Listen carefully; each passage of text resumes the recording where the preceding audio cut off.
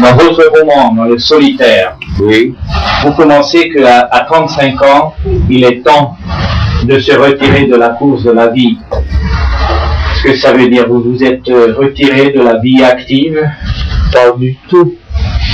Ça, c'était dans le roman. Mais je pensais qu'en effet, 35 ans, c'est un âge où un paresseux peut commencer à se reposer. Surtout que j'avais comme une horreur du monde que je considérais barbare, fou, insensé, absurde. Et je suis moi aussi un de ces écrivains qu'on appelle les écrivains de l'absurde. Que vous avez dit tout à l'heure que vous avez horreur du monde extérieur. Oui. Mais quand même, comme écrivain, vous voyez ce qui se passe en Europe. C'est pour ça que j'ai horreur. C'est parce que je vois ce qui se passe. Et alors justement, par exemple, comment vous jugez ce qui se passe dans votre pays natal? Dans mon pays natal, c'est l'horreur, c'est l'enfer, c'est la folie. Et parmi les pays de l'Est, c'est le pays le plus affreux, le plus douloureux.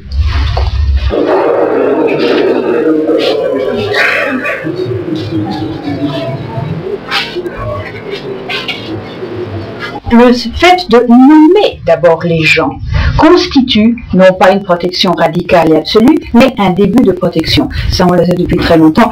Solzhenitsyn le disait dans Le Chêne et le Veau, le fait de nous nommer, de nous donner une existence en Occident, déjà, c'est un début de protection. Bon, première chose. Et puis faire connaître les choses, les réalités. Parce qu'il faut dire, il y a encore 5 ou 6 ans, la vision que certaines personnes, même de bonne foi, pouvaient avoir de la Roumanie était une aberration.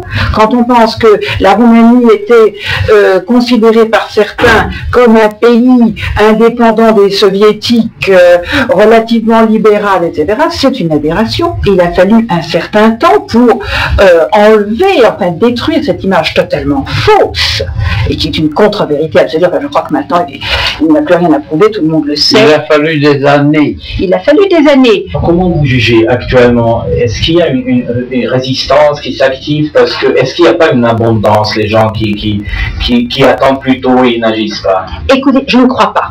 On l'a beaucoup dit de la Roumanie, et ce n'est pas exact.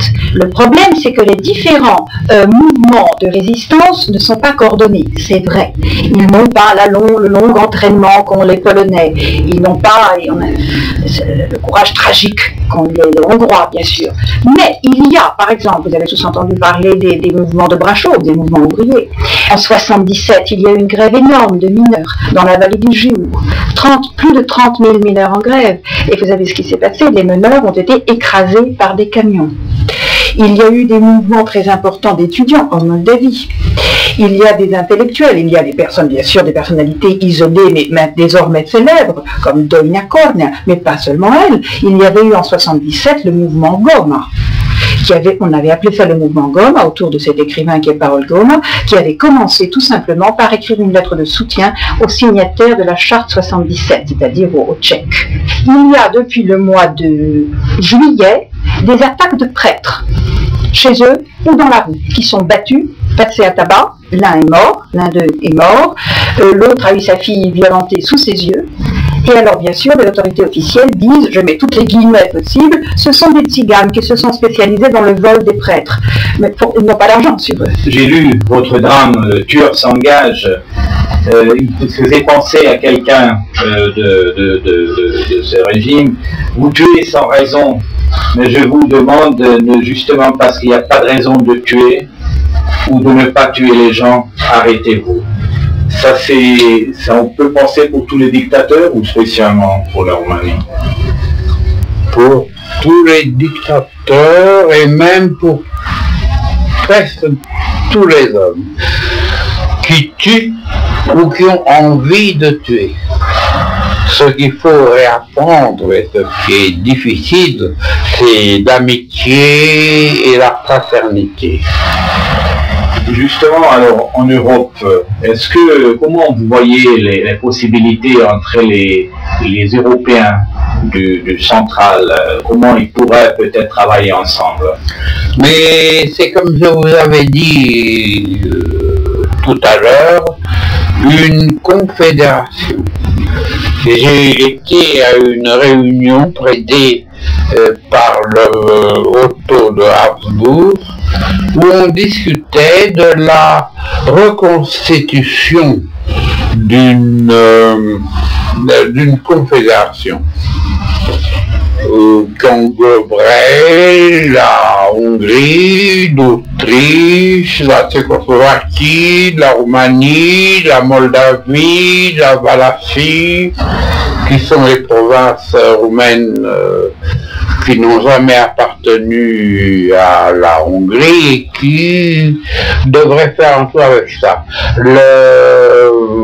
Reconstituer en somme l'empire du milieu que des hommes politiques français parmi eux ont reconstitué ce monde politique qu'on a détruit.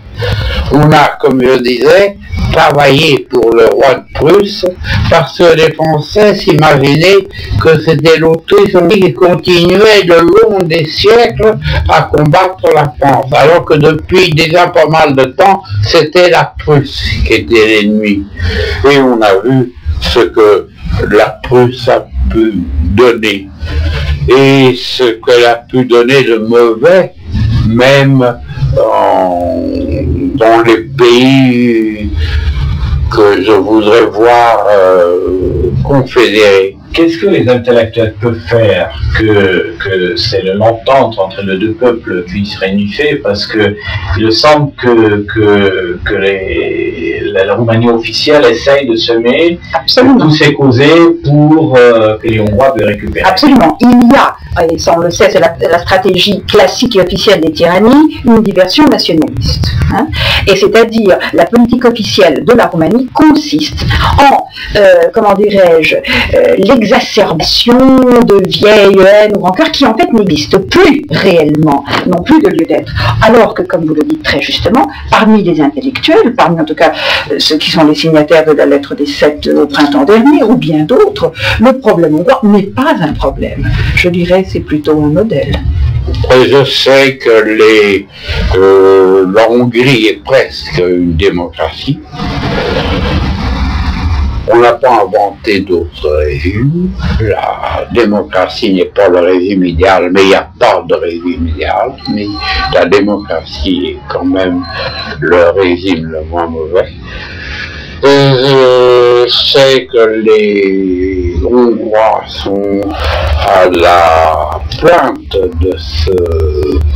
d'un changement nouveau, j'ai grande confiance en eux. J'ai connu trop brièvement la Hongrie en un passage comme ça, et d'un train à l'autre. Je voudrais la connaître mieux et j'espère venir en Hongrie. On peut venir maintenant et vivre. Je dois vous dire que parmi les Roumains, beaucoup ont été menacés de mort s'ils viennent en Hongrie. Cela vient des services secrets de Ceausescu. Et vous étiez menacé, vous? Moi, personnellement, non, mais je le serai dès que j'irai en Hongrie. Justement, comment vous voyez, par exemple, la destruction d'une ville comme Bucarest, qui auparavant c'était une ville comme Paris? C'était absolument invraisemblable, odieux. C'est la seule fois dans l'histoire, à ma connaissance, où quelque chose de pareil se passe. Et je regrette qu'il n'y ait pas un gouvernement supérieur qui gouvernerait les gouvernements et qui empêcherait ces atrocités de passer, d'arriver. faire un rhinocéros supérieur rhinocéros? Hélas, le danger est là. Il y a toujours des réductions. Est-ce que votre pièce a été présentée, par exemple en Roumanie, la rhinocéros? Oui, en 1965. Ça a été joué en Roumanie, mais c'était la dernière fois où on jouait mes pièces.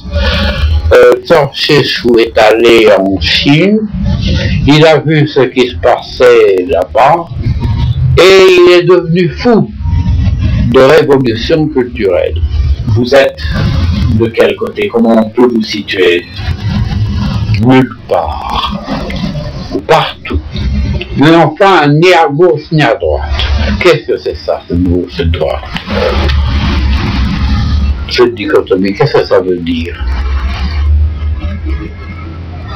C'est une très mauvaise division de l'humanité. Je ne sais pas qui a fait ça. Depuis la Révolution française.